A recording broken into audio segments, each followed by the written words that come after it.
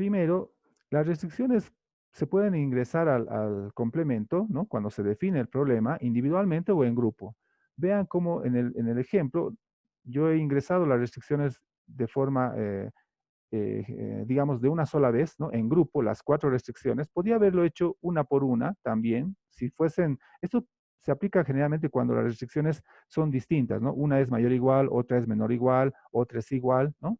En modelos de programación lineal hay diversos tipos de restricciones, ¿verdad? Entonces, uno tiene que determinar cómo va a ingresar las restricciones a la ventana de selección del solver. Ahora, podríamos modificarlas o eliminarlas, ¿no? Existen botones en la ventana, vamos a volver a ver, donde se puede cambiar o eliminar la restricción, ¿sí? Entonces, podemos editar también eso. Y si hacemos clic en el botón restablecer de nuestra ventana de Solver, podemos borrar todos los datos que ya habíamos grabado, ¿no? Para hacer otro modelo. Básicamente es muy fácil de manejar, ¿sí? Es muy sencillo. Tal vez el problema más grande acá, digamos, es plantear el modelo, ¿no? Una vez que se tiene el modelo planteado, resolverlo no tendría mayores problemas. Tomen en cuenta eso. Ahora, cuando nosotros vamos a obtener resultados del programa, ¿verdad? Esos resultados, ¿sí? Se pueden presentar mediante informes, ¿ya? Acá, por ejemplo, cuando nos presenta una ventana de solución, nos dice Solver ha encontrado una solución y se han satisfecho todas las restricciones y condiciones del problema. Podemos pedir que nos dé 3 informes. Un informe de las respuestas de la solución óptima, un informe de sensibilidad del modelo y un informe sobre los límites del modelo. Entonces, esos informes nos pueden servir porque nos dan información adicional respecto al problema que estamos analizando, que estamos resolviendo, ¿sí? Entonces, lo vamos a analizar también. Entonces, cuando nosotros hacemos la selección de utilizar la solución de Solver, ¿verdad? Básicamente nos va a cambiar los valores. Habíamos inicializado con 0 en nuestro problema, ¿verdad?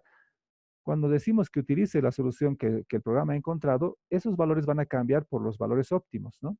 Pero si indicamos que restaure valores originales, no los va a cambiar, ¿no? Va a dejar los valores iniciales, los que estaban en 0. Si hacemos clic en guardar escenario, va a guardar esos valores como un escenario, ¿no? Para futuros trabajos. Y si le pedimos esos informes, ¿no? Podemos pedir que nos presente, que nos muestre los informes de sensibilidad y de respuestas, ¿no? Por ejemplo.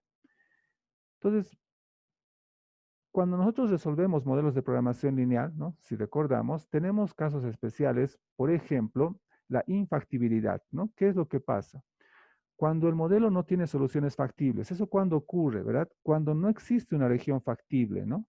Significa que no hay un punto, no hay una combinación de las variables, ¿no? De valores que satisfaga todas las restricciones del modelo. Por lo tanto, el modelo no tiene solución, ¿no?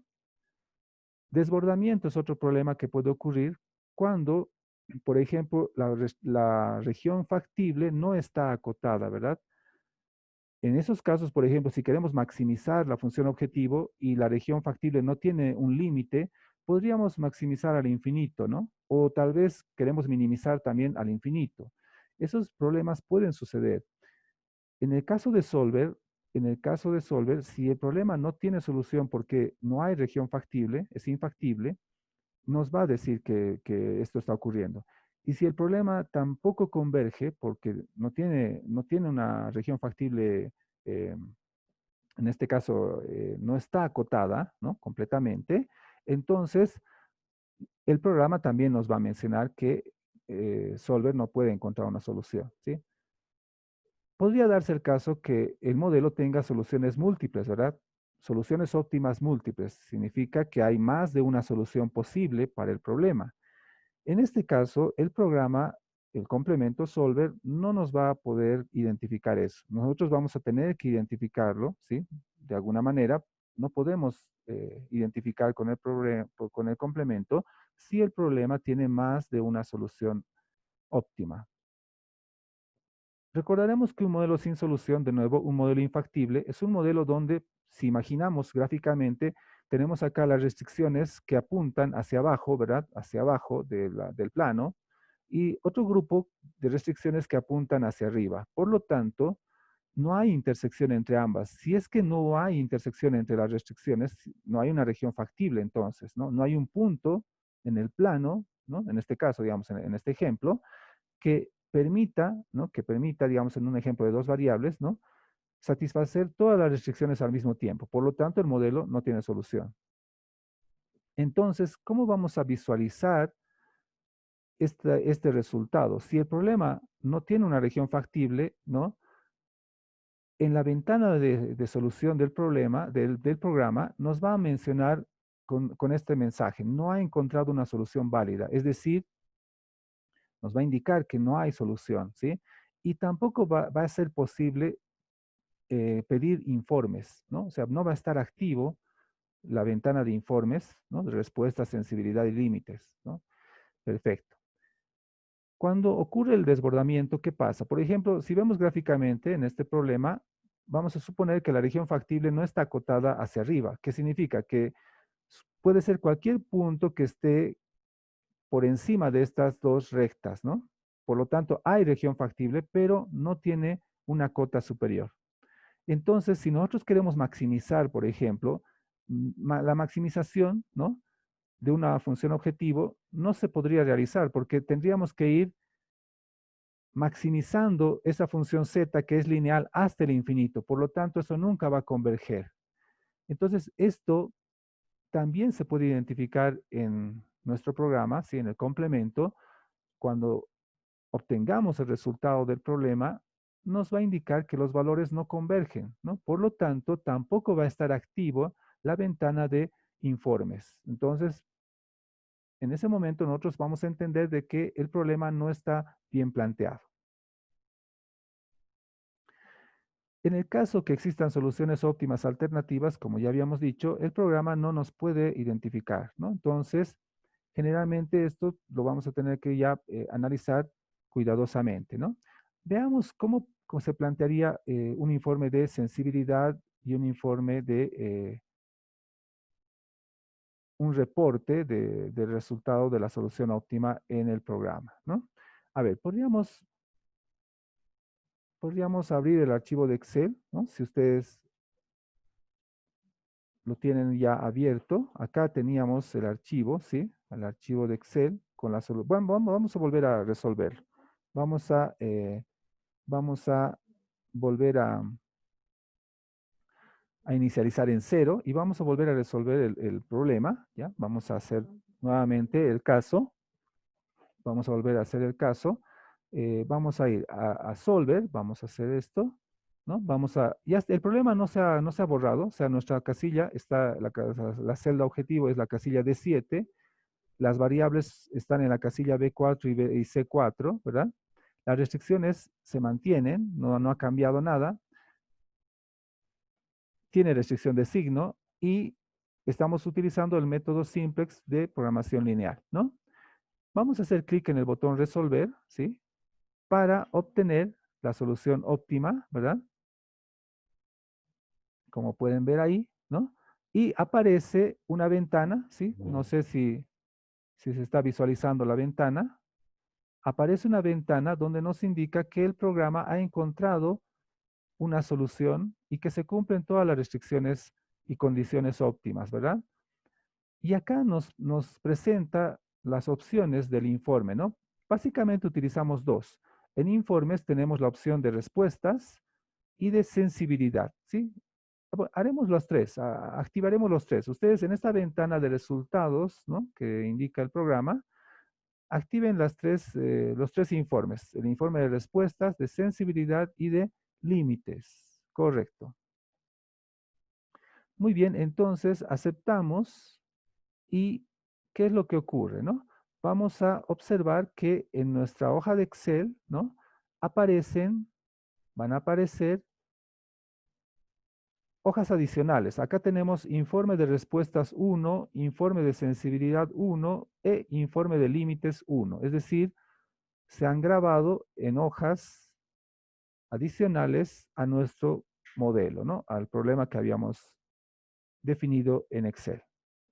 Entonces vamos a identificar primero, recordaremos que la solución óptima es la siguiente, ¿no? Hay que producir 320 docenas de radios espaciales, 360 docenas de zappers, y el beneficio máximo posible va a ser de $4,360. En el informe de respuestas, si vamos a esta pestaña, ¿sí? A esta hoja, tenemos aquí un informe, ¿no? De las respuestas del modelo de la solución óptima que ha encontrado el programa. Tenemos acá en la celda objetivo está el beneficio. El beneficio originalmente estaba en cero, ¿verdad? Porque hemos inicializado las variables con cero, pero el valor final, el valor óptimo, es el que hemos mencionado, $4,360, ¿no? Perfecto. Las celdas de las variables del problema, le hemos dado el nombre de Space Race y Zappers. Originalmente hemos inicializado con cero, pero al final el programa ha iterado y ha encontrado la solución óptima, la combinación óptima. Decimos 320 docenas de radios espaciales y 360 docenas de zappers, ¿no? Perfecto. Acá es una traducción de Excel, ¿sí? Que no tiene mayor sentido. Ahora, acá es importante también plantear lo siguiente. Respecto a las restricciones, tenemos aquí 4 restricciones, ¿no? Las que habíamos identificado en el problema, ¿sí? Si recuerdan. Respecto al plástico, miren, habíamos dicho que teníamos una restricción de 1,000 unidades de plástico. El estado se refiere a si la restricción es activa. Vinculante significa que es activa. No vinculante significa que no es activa. Si observamos en el método gráfico que hemos visto, había 2 restricciones activas, que eran básicamente la restricción 1 de plástico y la de tiempo, ¿verdad? Esas eran las restricciones activas. Miren, acá en la traducción que tiene mi Office de Excel, dice demora, pero en realidad no es la demora, es la holgura, ¿sí? La holgura que tiene esa restricción. Las restricciones que son activas, si recuerdan, no tienen holgura, ¿no? No deberían tener. O sea que quiere decir que se está consumiendo todo el plástico disponible y todo el tiempo disponible, ¿no? Se está consumiendo, por eso no tenemos holgura. Respecto a la producción total, solamente estamos produciendo 680 docenas de ambos juguetes.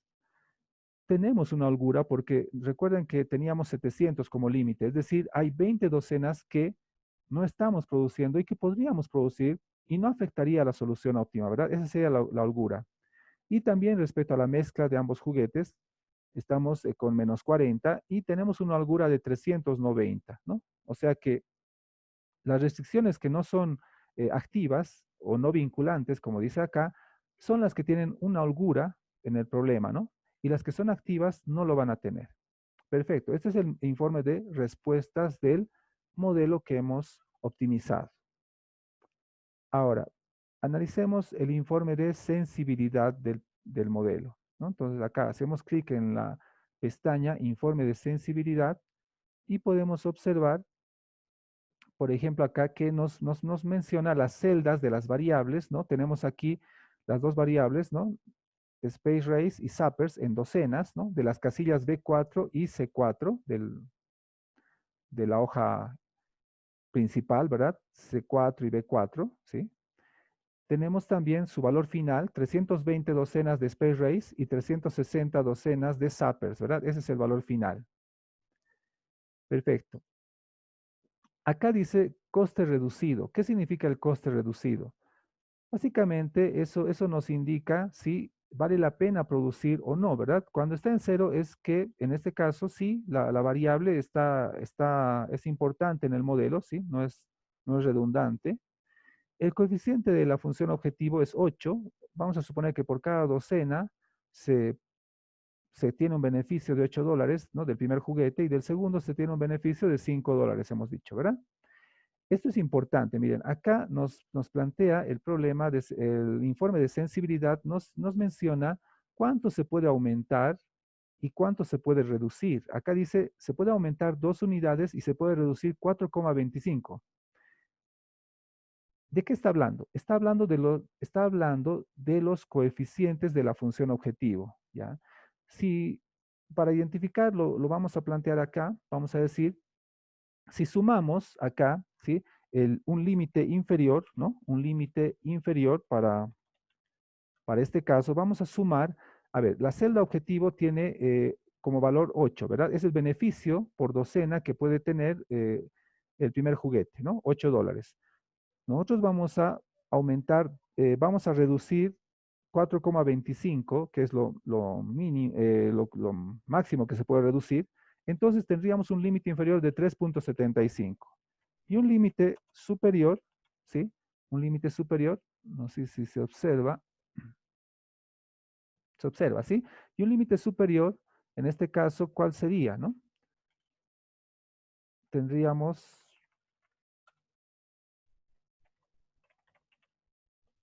sumaríamos al coeficiente de la función objetivo que estaba en $8, ¿cuánto más podríamos aumentar? Hasta 2, ¿no? Entonces el límite superior sería 10. Entonces, acá podemos plantear lo siguiente. Nos está diciendo el problema cuánto más podemos aumentar o hasta cuánto podemos variar los coeficientes de la función objetivo, ¿no? ¿Sí?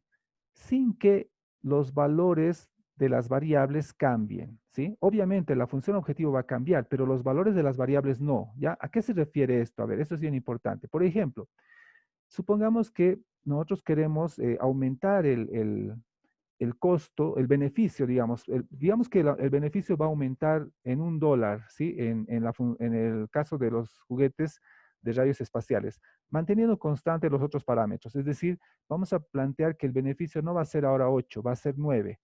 Miren, ¿hasta cuánto podríamos variar? Hasta 10 podríamos variar el coeficiente de la función objetivo del primer juguete, ¿sí?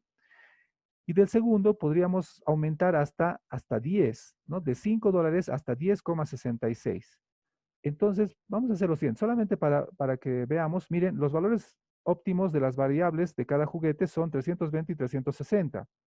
Si nosotros variamos el beneficio del primer juguete, supongamos que el beneficio ahora va a aumentar a 9 dólares por docena, ¿qué es lo que pasaría? Entonces, volvamos a la hoja 1, ¿sí? A nuestra hoja inicial. Voy a cambiar acá, voy a volver a cero, voy a inicializar en cero, voy a decir 0 docenas de cada juguete y voy a cambiar el beneficio del primer juguete. En lugar de 8 voy a cambiar con 9 dólares, ¿ya?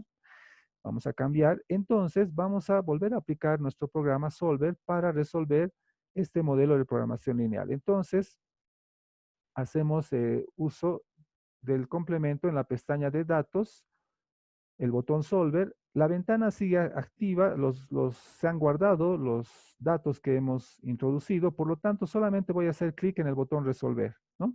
Y si se fijan, miren, se resuelven los valores, ¿sí? Pero obviamente cambia la función objetivo, ¿no? A ver, vamos a aceptar. Miren, 4,680 es lo que se ganaría ahora, ¿no? Pero, ¿qué cantidad de juguetes del primer tipo se podrían producir? 320 y del segundo 360. Es decir, no han cambiado. En el informe de respuestas teníamos 320 y 360. Obviamente la función objetivo inicialmente era 4,360 dólares, pero ahora, claro, como el beneficio aumenta, la función objetivo también aumenta, la ganancia aumenta, pero no está cambiando el valor de las variables de decisión óptimas, ¿sí? Eso es lo que me dice el informe de sensibilidad, ¿no? El informe de sensibilidad, en la primera tabla que me indica, es cuánto se puede disminuir o aumentar el coeficiente de la función objetivo sin que cambien los valores finales de las variables de decisión. Muy bien. Respecto a las restricciones, ¿no? Respecto a las restricciones, tenemos lo siguiente. Vamos a decir lo siguiente, ¿no? Tenemos en el lado derecho, tenemos acá las 4 restricciones, ¿no?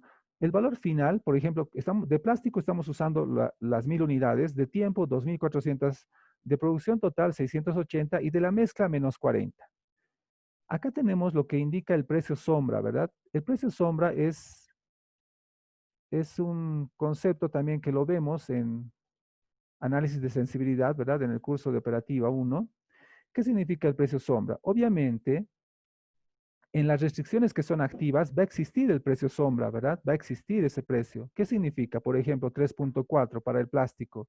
Significa que manteniendo, ¿no?, los parámetros constantes, ¿verdad? Por cada unidad de plástico adicional que tenga el recurso, ¿verdad? Si le añado más recursos de plástico, por cada unidad adicional a este recurso, nuestra ganancia, nuestra función objetivo va a aumentar en esta cantidad, ¿no? En 3,4 dólares. Es decir, cada libra de plástico adicional que le puedo aumentar al recurso, nos va a proporcionar una ganancia de 3,4 dólares. Esto es importante porque en un problema administrativo podríamos decir si vale la pena o no aumentar más recursos de plástico, ¿verdad? ¿Qué tal si la libra de plástico cuesta, cada unidad cuesta $1? Entonces, ¿vale la pena?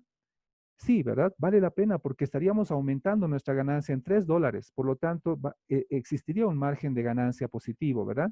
Pero si una libra de plástico cuesta 5 dólares, entonces no vale la pena porque solamente ganaríamos 3 dólares. Es decir, que el costo sería mayor, ¿verdad? Eso tiene que ver con el precio sombra. Lo mismo pasaría con el tiempo de producción. Por cada unidad de producción de tiempo adicional que le podemos añadir como recurso, vamos a aumentar nuestra ganancia en 0,4 dólares.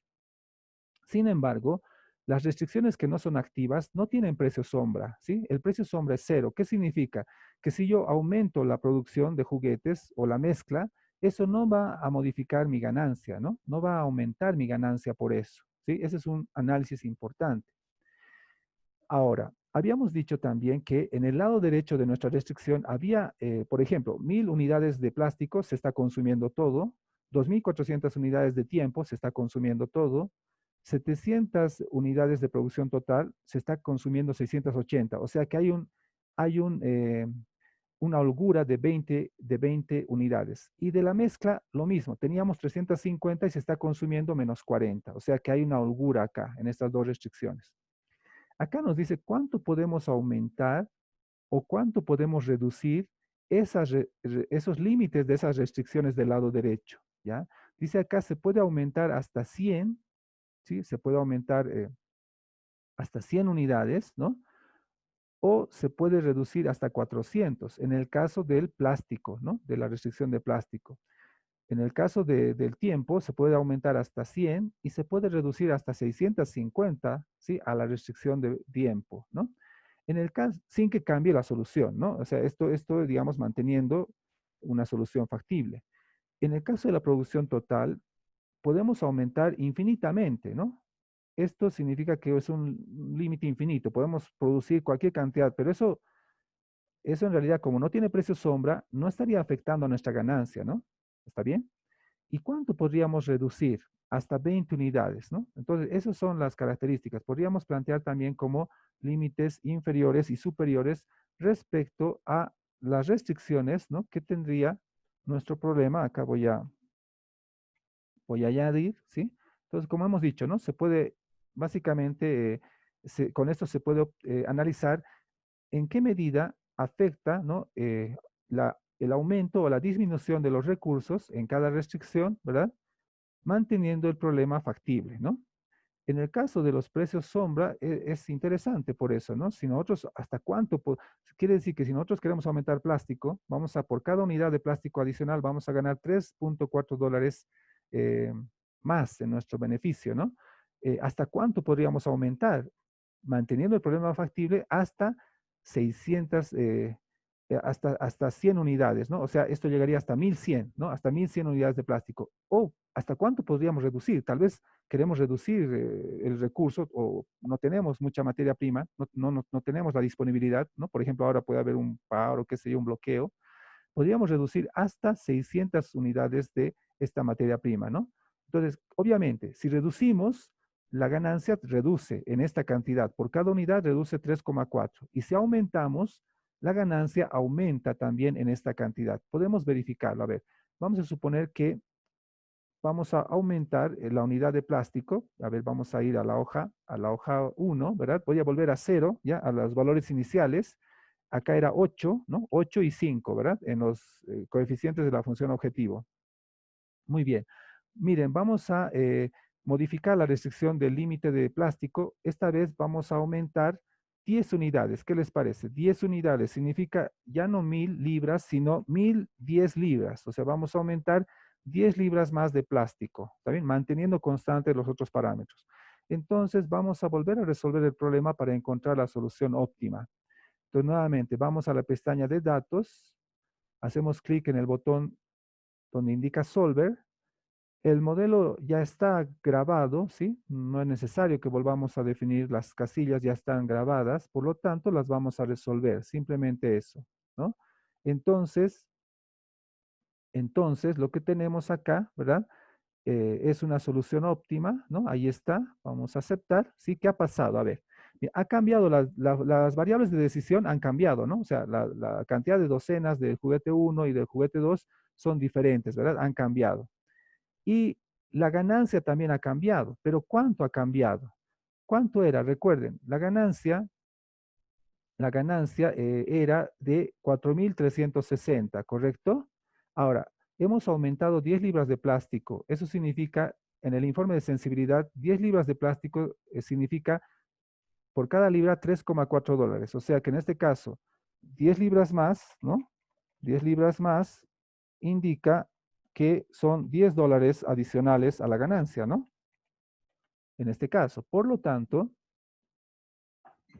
pero no 10 dólares, sería 34 dólares, ¿no? Por cada libra tenemos 34 dólares adicionales. Por lo tanto, si nosotros analizamos de esa manera, la función objetivo aumentaría en 34 dólares, ¿no? La ganancia, o sea que teníamos 4.360, ¿no? Inicialmente, pero más 34 dólares, ¿no? Si sumamos acá, 4.360 más 34 dólares, el resultado va a ser 4.394, ¿correcto? Esa sería la ganancia si es que aumentamos 10 unidades de plástico al recurso, ¿no? Entonces, por el precio sombra hemos incrementado nuevamente, hemos incrementado eh, 34 dólares a la función objetivo, ¿verdad? Y por eso la función objetivo cambiaría y la ganancia máxima sería 4.394. Lo mismo va a pasar en los otros casos de las otras restricciones. Entonces, como pueden ver, yo les voy a mandar este archivo también para que ustedes lo analicen y vamos a continuar, ¿sí? El día de mañana con los modelos de programación no lineal y con más ejemplos de aplicación de este complemento, ¿no? Entonces les agradezco por su participación.